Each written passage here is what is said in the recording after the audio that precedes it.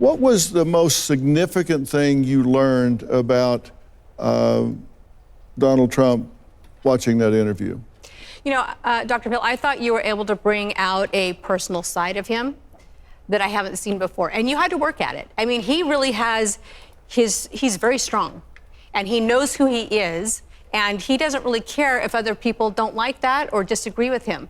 But you were able to get to him. And when he talked about his family, I think that was honest. I think that was a side of him he doesn't talk about very much. And then when you ask him about, you know, the stress, how do you handle the stress in the darkest moments? He's not one to go deep. He's not one to really self-reflect, but he was honest about it. He said, you know, you have to be strong, you have to be confident, you have to be smart. And then he said something I thought was interesting. You can kind of see it throughout his life. He said, you go through the bad moments. You're going to have the bad moments. And then they disappear. And then they disappear and you move on. And I thought that has stood him well through everything he's gone through. He also said, you know, how do you handle the stress? I don't think about it. He's obviously a very good compartmentalizer. You know, I don't think about it, and I have tremendous support from the people. You know, when he said that, I got this image of Scarlett O'Hara in my mind. I won't think about that today. Yeah. I'll think about that tomorrow. And it was just that simple for him. Yeah. Yeah. And, you know, and that works for some people. It depends on what it is you're not thinking about. Right. If it's a nuclear threat, I'd rather you go ahead and think about that. But I think what he's saying is I do compartmentalize and move on. And when you've got that many balls in the air, then I think that's probably a way to maintain your sanity and not get overwhelmed. Right. And so it did make sense in that regard. What jumped out? What was your major takeaway? What, if anything, that you learned about him that you didn't know? I have always thought he was smart, but not likable. I now think he is smart and engaging at a personal level. I think I would like the guy. He's very, very bright. He doesn't talk like you or I or other lawyers. He's not organized and here's my first point, here's my second point, but he's clear as a bell and very forceful. And I guess I kind of knew that, but it really registered with me as I watched him. And he's got a good sense of humor, a real good sense of humor. A little bit self-deprecating, usually not, but he is able to laugh at himself. So I thought better of him after watching him for an hour solid. I don't think I've ever watched the guy for an hour solid. Well, that's the longest interview I think he's ever done. Nice. I really do. I think it's the longest interview he's ever done. Let me ask you as a group, and we'll get comments in a minute, but how many of you liked him better after the interview than before? Raise your hand real high. All right. How many of you liked him worse after the interview? Just two of you? All right. How many of you, it didn't change the way you felt about him one way or the other? Okay, that's 10, 12, okay. All right. What was your takeaway? Yeah, agree. That's strong, confident, smart. People tell you what they're thinking, and the words they stress tell you what they're thinking. He stressed those words, strong, confident, smart. I think it's what he values. He values that more than most other things, just listening to that. And I also think, you know, that comes from a lot of years. And Doc, you know, I always say the organism does what made the organism successful. And he's been in construction and all of those things for a lot of years, and strong, confident, smart are those watchwords for those kinds of businesses. So I listen to what people say and what they stress. If you pay attention, every one of you do the same thing and you'll find that. Mm-hmm. He's really focused on the fact that he is under attack a lot, has multiple cases against him. In fact, that's part of his rant, that's part of his spiel at the top. Does that suggest to you that this really bothers him? Oh, yeah. And when he's ranting about this, when he's going on and on and on, he's using the basic Trump body language, that baseline we always say, where he's emphasizing with big movement everything he would normally do. And his eyes are drifting down to the right. And we'll see it in some videos when he does that, you'll see him doing this and ranting. And only when you brought him out of it a couple of times did he come back up and do normal eye movement and start moving his eyes around his head and looking for it. So he's irritated by it, clearly. It's really bothering him. So you think this is getting to him more than he likes to show? And if you see him when he walked, for example, when he walked out after the conviction, you can see he's just lifeless compared to Trump. His arms are hanging by his side. He looks deflated. I think it's just gotten to him on that level. Now, any of us it would. I mean, to your point, this is a tough guy, but any of us going through that period of time would feel that, especially when you talk to a trial attorney and they're saying that. Imagine what it's like to be the guy who has no capability to speak. So, yeah. Right, right. Was there something you needed to hear from him that you didn't? Well, I think that the gag order kept you from asking the kinds of questions I would have liked to hear him answer. I'm interested in why they did certain things in the trial, and was he pushing for this or holding them back on that? And you're never going to get the guy to answer that. Well, and I didn't not want just to put him because- in a position to violate the gag order. Exactly. And it wasn't just the gag order, it was, I don't think very many lawyers would let their client get up and say, well, look, here's the strategy, and I wanted these guys to do this, but they wouldn't do it. That's what I'm interested in. But there wasn't any chance that you were gonna... Because the gag order is literally just saying he can't talk about the jurors or the witnesses or the court staff.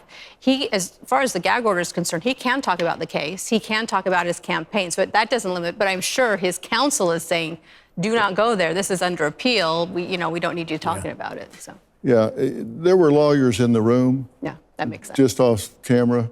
And How many?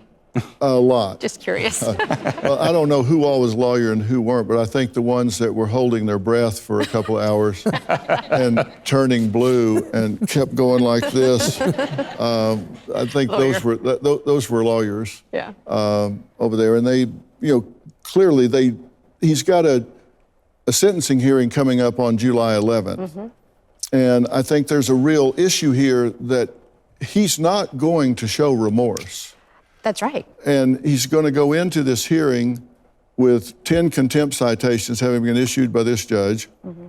He's going to go in not showing remorse and facing sentencing, which could be up to 4 years, right? Right.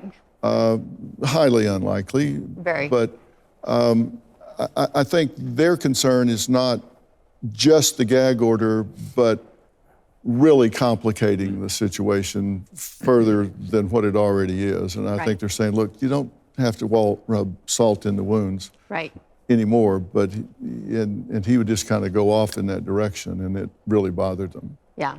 Yeah, I mean, they've got to make it to the 11th, right? And get the sentencing and then take it from there.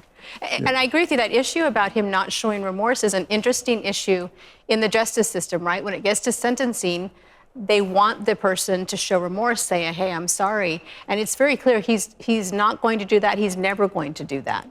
So how the judge handles that will be interesting.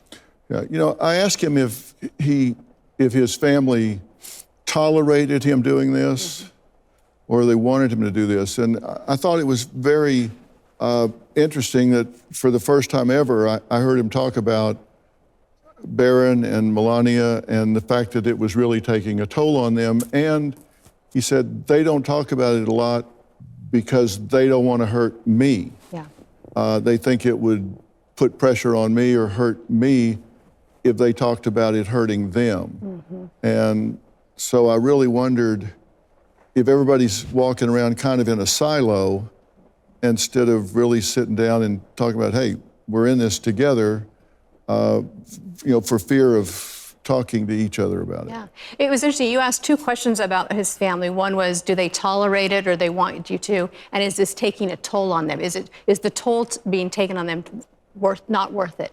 And both times he literally paused and he said, that's an interesting question. Like he hadn't really gone through that connection in his head.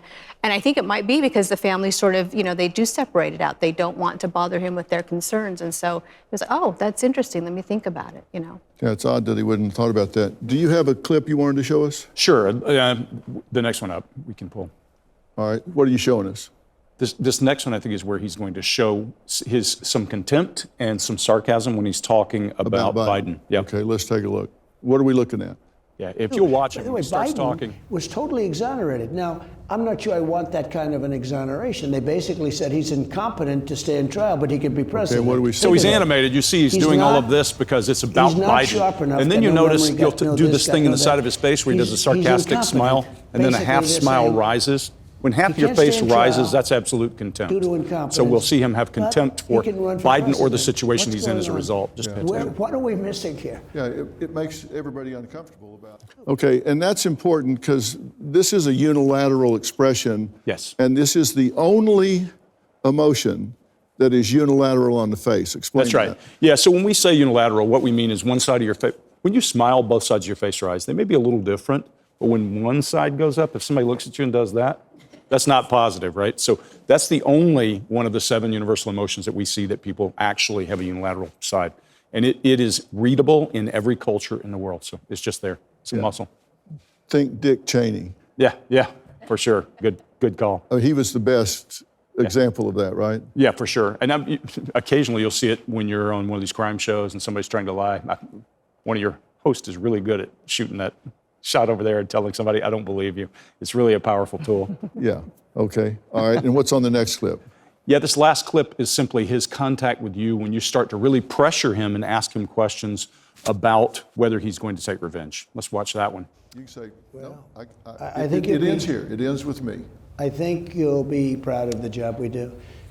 And the So word if you're revenge watching is him a now, very see, he's strong feeling some word, but emotion. He's maybe we looking have down revenge into his for right. success. He's paying attention to But what's that's what going I'd on in like his to head. see. I wanna But then see he the comes country right back up and he survive. locks This eyes with country's not Dr. gonna Phil, survive and like he's this. back down to that And, downright emotion. This is showing me that he really cares what Dr. Phil's saying as he tries to do that. There's some uncertainty in him about what he's going to do. You see that single shoulder rise? That's a good indicator of uncertainty. When a person does one shoulder, it's usually uncertainty. So I think, Doc, the answer is maybe. I don't think I'm going to be able to remember all that stuff. Yeah, it takes a little while. Yeah, well, your wife will. That's the important thing.